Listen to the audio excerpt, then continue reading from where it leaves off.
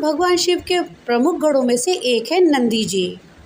जी हाँ, कहा जाता है नंदी जी कैलाश पर्वत के द्वारपाल भी हैं और उनका एक स्वरूप महिष का भी है। जी दरअसल महिष को बैल भी कहा जाता है। जैसा कि आप सभी जानते होंगे कि जब भी हम शिव मंदिर में जाते हैं तो शिवलिंग के सामने कुछ दूरी पर नंदी महाराज विराजमान रहते हैं। ये हमेशा हर शिव मंदिर में होता है। महादेव के साथ नंदी की पूजा आवश्यक मानी जाती है। बिना नंदी की पूजा के शिव जी की पूजा पूरी नहीं मानी जाती। अक्सर लोग कई बार सीधे मंदिर में चले जाते हैं और शिवलिंग की पूजा करके चले आते हैं। हालांकि शिव जी के साथ नंदी की पूजा भी करना जरूरी है, अन्यथा शिव जी की पूजा का पुण्य फल प्राप्त नहीं होता है।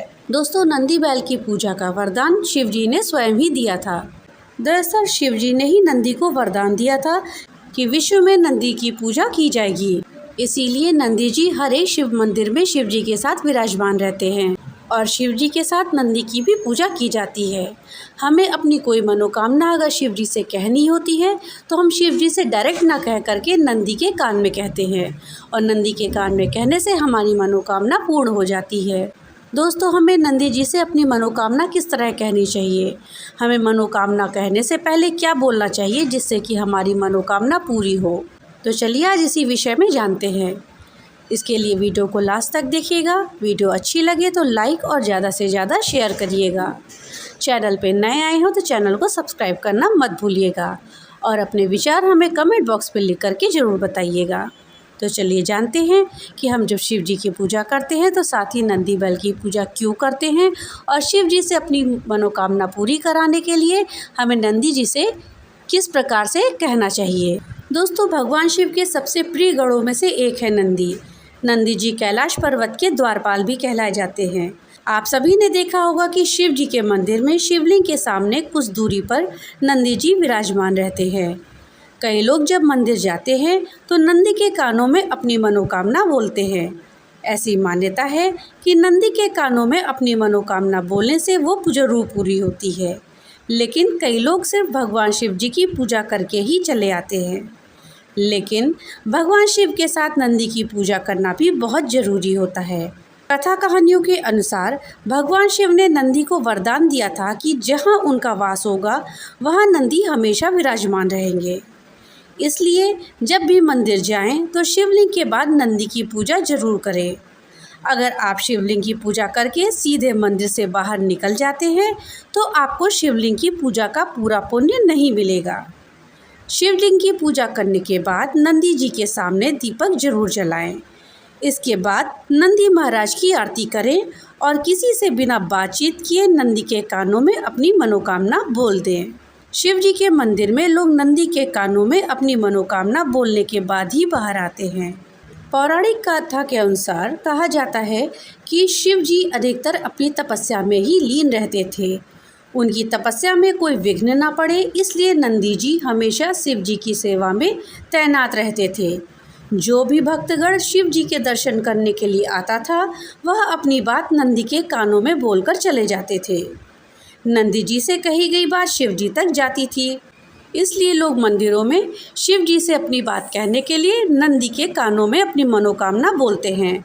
मान्यता ये भी है कि शिव जी ने नंदी को खुद ये वरदान दिया था, जो तुम्हारे कान में अपनी मनोकामना कहेगा उस व्यक्ति की सभी इच्छाएं पूरी हो जाएंगी। दोस्तों, नंदी के कान में अपनी मनोकामना कहने के कुछ नियम हैं। उन नियमों का पालन करते हुए नंदी जी से अगर बात कही जाए तो आपकी मनोकामना अवश्य पूर्ण होती है। तो चलिए जानते हैं कि वो कौन से नियम हैं। नंदी के कानों में अपनी मनोकामना कहने से पहले उनकी पूजा जरूर करें। मंदिर में जब जाते हैं तो पहले शिवलिंग की पूजा करें, उसके बाद नंदी की पूजा अवश्य करें। उसके बाद ही नंदी के कानों में अपनी मनोकामना कहें।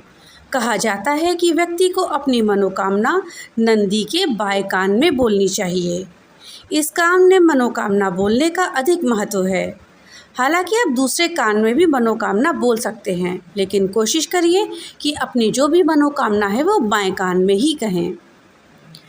जब भी आप मनोकामना बोलें तो अपने दोनों हाथों से अपने होठों को ढक लें ताकि आपको कोई देख ना पाए।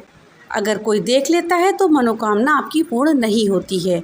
इसलिए कोई आपकी मनोकामना बोलते समय आपको देख ना पाए, इसलिए अपने होठों को ढक लें। नंदी के कानों में किसी की बुराई या किसी का बुरा करने की बात बिल्कुल भी ना करें। अगर आप ऐसा करेंगे तो ऐसा अशुभ होता है और शिवजी रुष्ट हो जाते हैं। जब भी आप मनोकामना नंदी जी को बोल दें तो उनके सामने कुछ भेंट भी अर्पित करें। आप नंदी जी को फल, प्रसाद या कुछ धन अर्पित कर सकते हैं।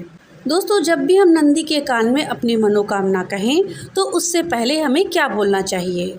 अपनी मनोकामना कहने से पहले हमें एक शब्द नंदी जी के कानों में अवश्य बोलना चाहिए। उस शब्द को बोलने के बाद ही अपनी मनोकामना कहें। ऐसा कहने से आपकी मनोकामना अवश्य पूर्ण होती है। शास्त्रों के अनुसार नंदी के कान में कोई भी कामना कहें उससे पहले ओम शब्द जरूर बोलना चाहिए। इसके बाद ही अपनी कामना कहनी चाहिए। हर किसी के मन में ये सवाल जरूर उठ रहा होगा कि आखिर अपनी कामना कहने से पहले ओम क्यों बोलना चाहिए। तो आपको बता दें, हिंदू धर्म में ओम शब्द का विशेष महत्व है। आप देखेंगे कि अधिकतर मंत्रों की शुरुआत इसी शब्द के साथ होती है। आप कोई भी मंत्र बोलिए, लगभग कोई भी मंत्र, तो पहले आप ओम बोलते हैं, उसके बाद ही मंत्र आगे बोलते हैं। ये केवल एक शब्द नहीं है, बल्कि ओम को संपूर्ण ब्रह्मांड का प्रतीक माना जाता है। ओम शब्द का उच्चारण करने मात्र से ही आसपास सकारात्मकता का वास हो जाता है। जो भी नकारात्मक ऊर्जा होती है वो खत्म हो जाती है और सकारात्मक ऊर्जा फैल जाती है। इसके साथ ही ये शब्द सभी देवी देवताओं का एक संयुक्त रूप है। इस चमत्कारी शब्द में इतनी ताकत होती है कि इसे बोलने मात्र से ही व्यक्ति के आधे कष्ट दूर हो जाते हैं। तो दोस्तों, जब भी आप नंदी जी से अपनी कोई मनोकामना कहें तो उससे पहले ओम शब्द का जरूर उच्चारण करें। ओम शब्द का उच्चारण करने के बाद ही अपनी मनोकामना कहें। तो दोस्तों, ये थी जानकारी कि नंदी जी से हम अपनी मनोकामना कैसे कहें। ऐसा क्या कहें कि जिससे हमारी मनोकामना पूर्ण हो जाए। भगवान भोलेनाथ की कृपा आप सब पर बनी रहे। तो मिलते हैं अगली एक नई वीडियो के साथ। तब तक के लिए राधे राधे।